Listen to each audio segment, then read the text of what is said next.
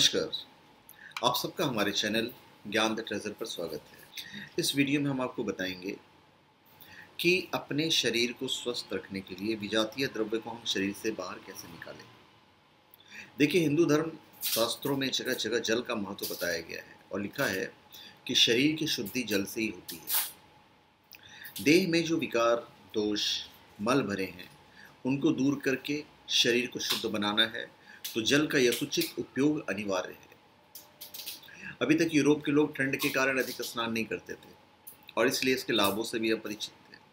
पर अब वहाँ के अनेक अन्वेषकों ने जांच करके स्नान के महत्वपूर्ण गुणों का पता लगाकर सर्वसाधारण को बतलाया कि वहाँ इसका खूब प्रचार हो गया अभी, और तरह तरह के स्नानों के द्वारा सब प्रकार के रोग की सफलतापूर्वक चिकित्सा की जाती है। सेम चीज़ पीने में भी है। जल आप जितना ज़्यादा ग्रहण करेंगे उतना ज़्यादा जो विजातीय द्रव्य है वो आपके शरीर से बाहर जाएगा। देखिए, अग्नि अग्नि तत्व जीवन का उत्पादक है। संसार में जितने जीव जंतु हैं, पौधे, वनस्पति आदि पैदा होते और बढ़ते हैं, उनके मूल में गर्मी अवश्य रहती है। जहाँ कहीं चैतन्यता दिखाई देती है वहाँ गर्मी अवश्य पाई जाती है।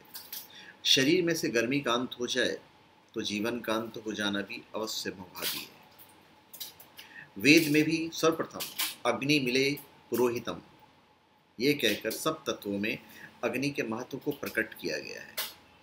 सूर्य अग्नि तत्व का ही प्रतीक है, तो सूर्य के पावर को आप जानते हैं।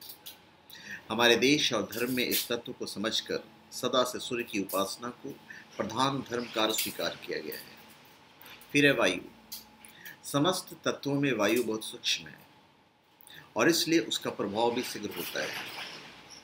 अन्न और जल के बिना मनुष्य काफी समय तक जीवित रहे, पर वायु के बिना किसी सामान्य मनुष्य का 5 मिनट भी काम नहीं चल सकता। तो चिकित्सा जितनी स्थूल होती है उतना ही उसका प्रभाव देर से होता है,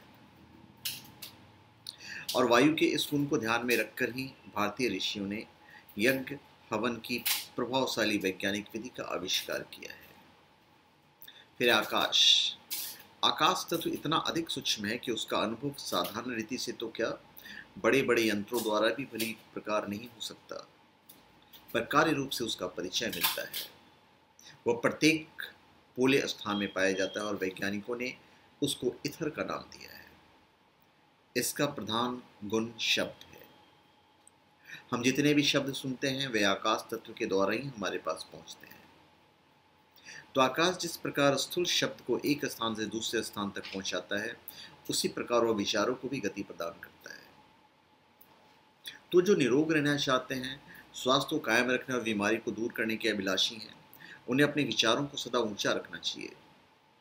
पाप की वासना, गंदगी, निराशा, ईर्ष्या, द्वेष, चिंता आदि जैसे हीन जो विचार हैं उसको त्याग कर आशा, उत्साह, पुरुषार्थ, साहस, दृढ़ता, प्रेम, पवित्रता के विचारों से अपने मन को ओतप्रोत रखें। तो हमारे शरीर और मल का निर्माण तथा संचालन पंच तत्वों द्वारा ही होता है। अगर उनके उच्चतम परिणाम तथा क्रम में अंतर पड़ जाएगा तो निसंदेह हमारा स्वास्थ्य खराब हो जाएगा। तो हम जो पंचभूत से जो बने हुए हैं, तो उसी के द्वारा हमें अंदर के जो विजातीय द्रव्य हैं उन्हें आपको निकालना है। जितना ज़्यादा आप पानी पिएंगे उतना ज़्यादा अच्छा होगा। जब आप अच्छी डाइट लेते हैं जैसे संतरा, मौसमी, मीठा नींबू, अंगूर इत्यादि, तो वहाँ से आपको बेनिफिट होता है। उपवास करेंगे तो आपका विजातीय द्रव्य आपके बॉडी से बाहर जाएगा, तो उतना ही ज़्यादा आप स्वस्थ रहोगे। तो साधारण नीति से स्वास्थ्य प्राप्ति के लिए उपवास का अभ्यास धीरे धीरे बढ़ाना ठीक रहता है। फिर 2-3 दिन का पूरे उपवास करके फिर 4-5 दिन तक फलाहार पे जा सकते हैं। तो अपने अपने नियम होते हैं जो आपने, जो भी आपके गुरु वगैरह होंगे, आयुर्वेदिक के जो ज्ञाता होंगे, आप उनसे पूछ के कर सकते हैं।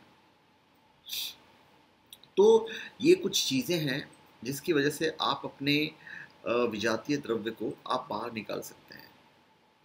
उपवास आरंभ के बाद में या बाद ही सांस में भी अंतर पड़ जाता है और उसमें एक प्रकार का खराब गंध आने लगती है जो उपवास भर जारी रहती है। तो जीभ के मैल और सांस की बदबू में सदैव संबंध रहता है। मैल की तह जितनी ही मोटी, सांस की बदबू भी उसी हिसाब से अधिक होती है।